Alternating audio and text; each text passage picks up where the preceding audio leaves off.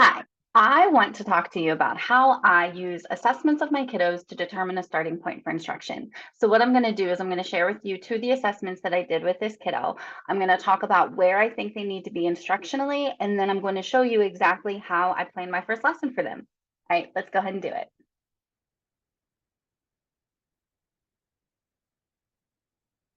Okay, so the first thing that I want to show you is his phonics screener. I chose to use the Gallistel-Ellis. It's just the one that I'm familiar with, but there are so many different free ones out there. You can use the LETRS phonics screener, the Core Phonics has a screener, the Really Great Reading website has a free screener. I know Wiley Blevin's new book, Differentiating Phonics Instruction, he has a phonics screener. There are so many places that you can find them. I don't have a preference one over the other one. This is the one that I was taught with, so this just happens to be the one that I use. But any good phonics screener is going to start with CVC words and then gradually build into more difficult words. And what you're doing is you're asking your kiddos to read those words and you are marking down what they are saying so that you can determine what skills they've mastered and which skills they need to be instructed on. So you can notice for this kiddo, he only scored a 56% on one syllable short vowel words. So basically CVC words. I noticed we had some letter reversals, which caused a lot of it. So like instead of saying hub, he said HUD. Instead of saying web, he actually said would. So there's some vowel confusion and then there's some letter reversals. I also wrote a note over here because I thought that he did something really smart. A lot of kids, they won't say the sounds unless you start prompting them. But from the get-go, this kiddo was saying pow, like he was blending in his head and then saying the entire word out. And then when we got to digraphs and trigraphs, he only scored a 20%. So honestly, I should have stopped screening him there, but he wasn't feeling frustrated. He was ready to keep going. And I knew that in his classroom, they had gotten through Magic E because he's a rising second grader, this kiddo that I'm working with. So I went ahead and I did the silent E words just to see where we're at. And he got a 13%. So looking at all of this for his phonics screener, what does that tell me about where I need to start my tutoring instruction? Well, I know that he only got a 56% on CVC words. However, a lot of that was due to letter reversals and some vowel confusions. So I think if I really hit the vowels hard in our cumulative review, and if I work on those letter confusions, those letter reversal confusions directly, I think we can eliminate that. And I don't think I need to start with CVC.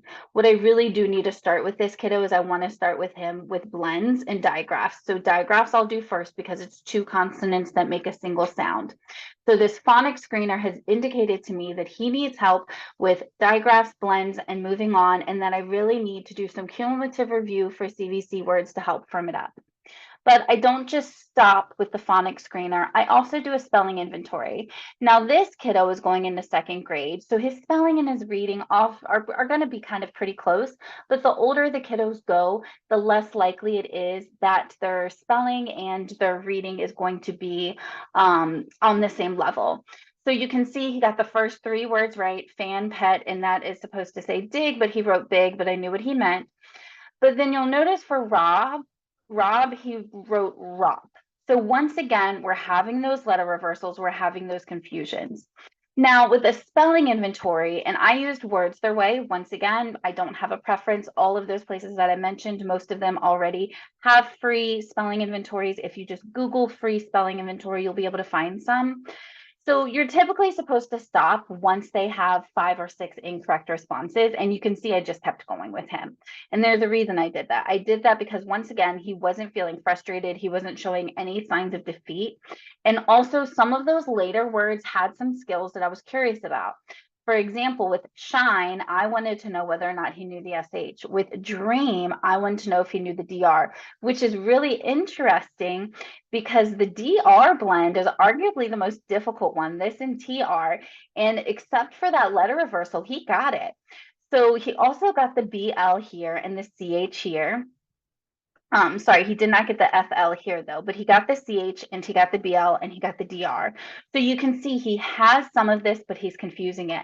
So honestly, looking at his spelling inventory, it really confirmed to me that we need to firm up CVC in those letter reversals.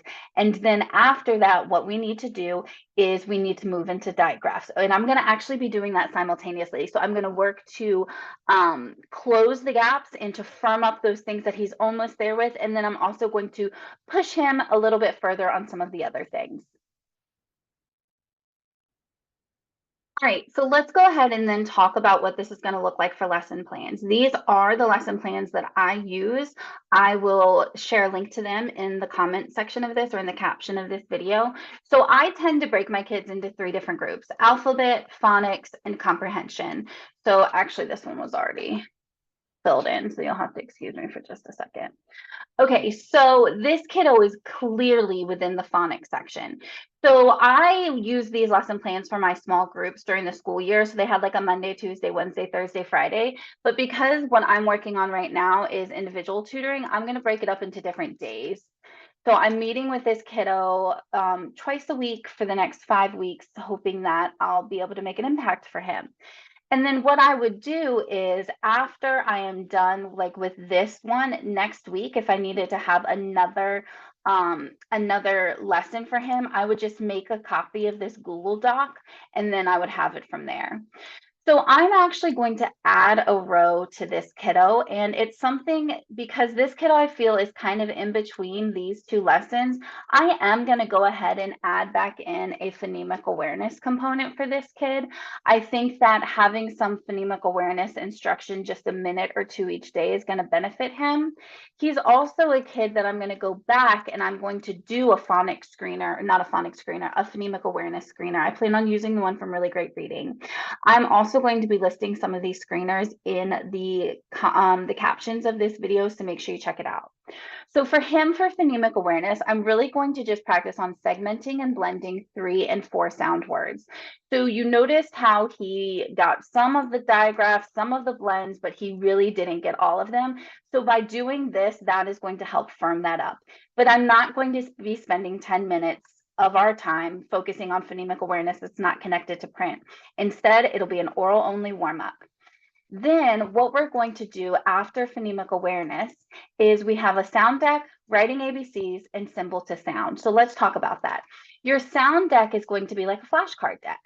So I know that he knows all of his alphabet, but he's confusing some vowels.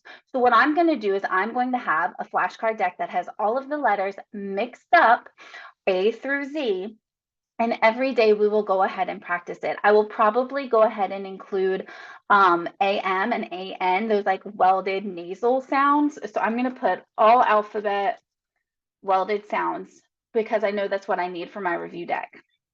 Writing ABCs, that stays solid every single time. And then with symbol to sound, all you're doing is I would say something like write down the letter that represents the sound. Write down the letter that represents the sound.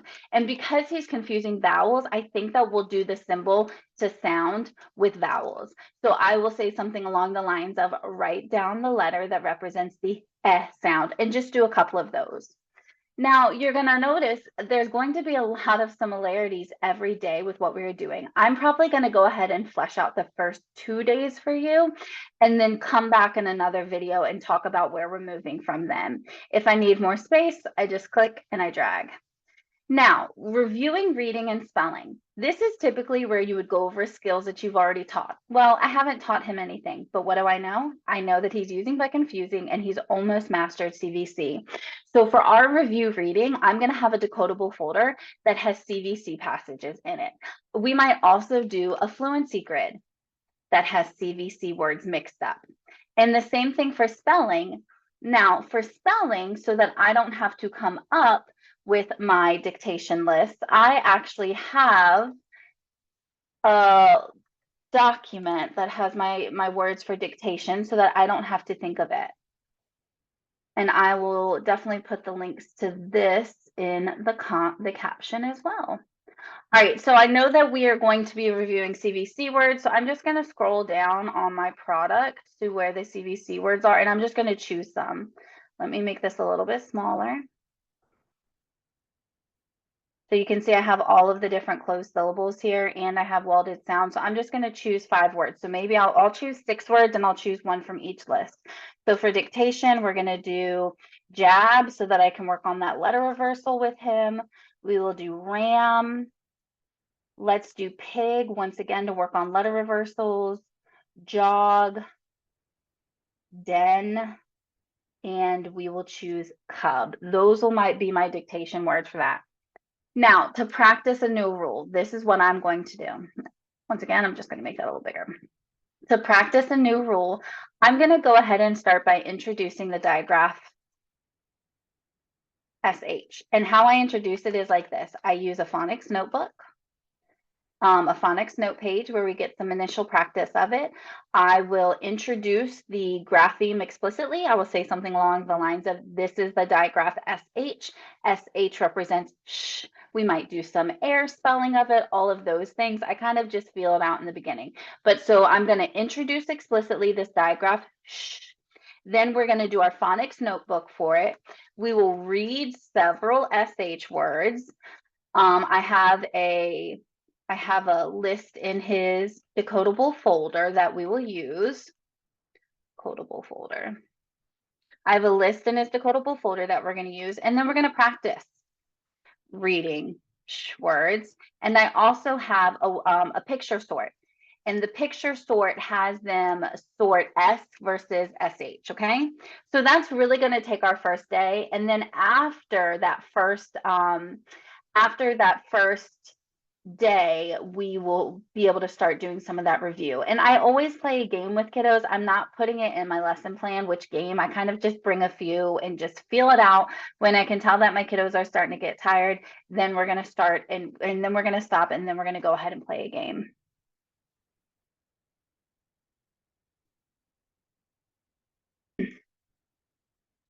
All right, so let's go ahead now, and we're going to go to day 2. So once again, our sound deck is going to have all of the alphabet, and we're going to include welded sounds, but then I'm also going to include the digraph SH into my sound deck. We're going to write our ABCs.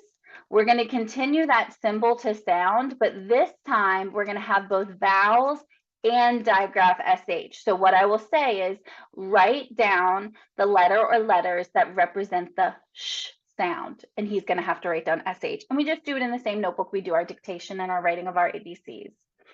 Now, since we have practiced SH now, when we do our decodable folders, I'm going to give him a chance to read some CVC words probably, but he's also going to be reading some rereading some digraph SH passages as well. This is a great time to do a fluency grid for SH. And actually, I'm going to keep that off of here, and I'll tell you why in a second. So our dictation, now we don't just have to do dictation for CVC words. We can also do dictation for digraph SH. So let me go back to my list. So I'm going to just choose 5, but I'm going to make sure that I come down here to digraph SH, and I'm going to intersperse those. So ship. I'm going to do both beginning and ending sound, I think. Cash, fish. And then I might even do a simple sentence like that. Well, I haven't done that. It is a big ship. And then we can have a dictated sentence as well. Now, I'm not introducing a new rule every single day, and that's why I told you that I was going to put the fluency grid down here. So feel it out with the kiddos. If it takes you 2 lessons to get through SH, it takes you 2 lessons. If it takes you 5, it takes you 5. Go as slow as you can. Sorry, as slow as you must, but as fast as you can, right? So I'm going to spend at least one more day on SH with him. So that sort that we did yesterday, where he was sorting pictures of words with S or SH, I might have him sort that again. So resort pictures, but then I'm going to have him glue them into his notebook and then write the words on it. So you're probably wondering what that looks like. So let me go ahead and show you the picture sorts. So for the S and the SH one, it looks like this. So that first day, I would have him just sort them. And then the second day, he won't be able to spell all of them, but he can definitely spell, you know, sun. He can spell shell. He can spell ship. Okay. So having him spell some of the ones that he can. All right. So we'll do the resorting the pictures, gluing into his notebook, and writing the words that he can. Then I will do a fluency grid for SH, and then just maybe an SH game of some sort. So a digraph game with S and SH. So one thing that I did not put in here that I do want to go back, because I don't just use decodable folders. I also use a review deck of words. So now that we've actually had some instruction, we're going to have a review deck for words, and it'll include CVC and SH. So basically I just have PowerPoints and it will have words on it and they just have to read the words. All right, so before I stop this video, and you can always just make this a little bit bigger, or you could even make your font a little smaller and then it fits a little bit better. But basically what we are going to be doing is we are going to start each lesson with segmenting and blending 3 and 4 sounds words. Then we're going to move into our sound deck where we have the alphabet welded sounds, and we'll eventually add an SH. We're going to write our ABCs. I'm going to say sounds and have him write down the letters that represent those sounds. Then we're going to move into some review of some sort. On the first day, it's just going to be reading CVC words. We're going to do it in decodable folders with the fluency grid, and then we're going to review spelling with dictation. The second day with dictation, I might do it in the notebook. I might do it on a dry erase board. I kind of like to change it up just to keep the kiddos a little less bored. Then after review our reading and our spelling, on the first day, we're going to introduce the digraph SH and get some initial practice. But then on the second day, we're going to work to really solidify that skill for them. All right. So that is how I take an assessment and I use it to plan for instruction for my kiddos. I can't wait to show you more.